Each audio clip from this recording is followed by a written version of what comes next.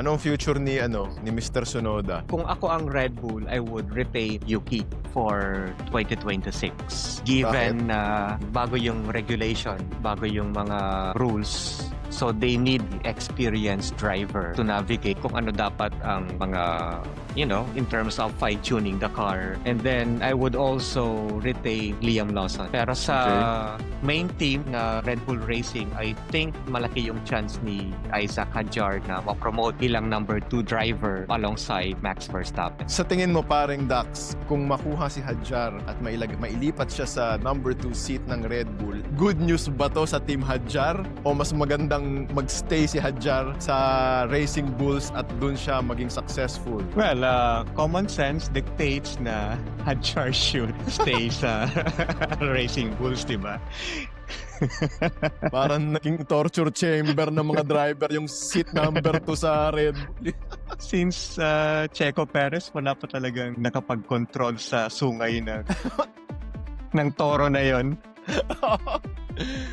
Grabe, Si Yuki, akala ko nung nagsa-start nung second half, di ba medyo gumaganda-ganda yung performance, tapos biglang wala na naman. Wala kahit sa qualifying And maganda na sana yung performance ni Yuki since Baku. Pero ngayon, wala, hindi na naman siya pumasok sa Q2 during qualifying. Even during practices, medyo hindi maganda yung mga lap times ni Yuki Tsunoda. I don't know if he has given up, i-wrestle yung number 2 car na yon.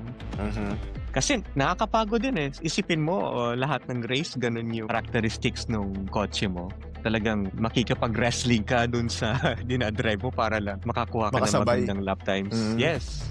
So siguro din yun, testament din yun kung gaano kagaling yung nagdadrive dun sa number 1. Kung ganun kahirap sa normal na F1 driver yung kotse ng Red Bull, paano nagagawa ni Mang Max dalhin lagi sa harap yung kotseng yun? May mga nagsasabi na yung Red Bull cars daw was made for Max Verstappen, pero I don't think it's that way. May mga characteristics kasi yung Red Bull car na siya yung tinatawag na fronty.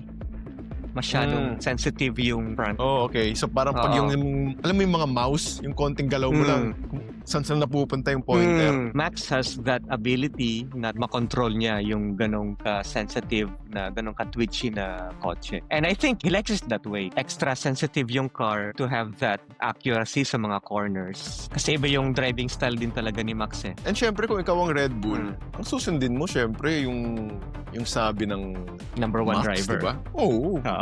Oo, wala din naman silang choice. Baka nga dahil kay Max, kaya tuloy-tuloy na nagiging relevant ang Red Bull kahit medyo na-neglect nila dati yung development ng kotse nila. Although nakaabang din si Lindblad, isa rin yun sa mga tina-target na mag-drive for the Red Bull team. That includes yung Red Bull Racing. Sa next season, it's either maging muna siya, reserve driver. Okay. So kung ganyan, kung galing ka sa F2, pwede ka kayang dumiretso agad sa Red Bull o sa V-Carb muna kuha ang Red Bull ng second nila, tapos yung bago nila, pagsisimulain nila sa Racing Bulls?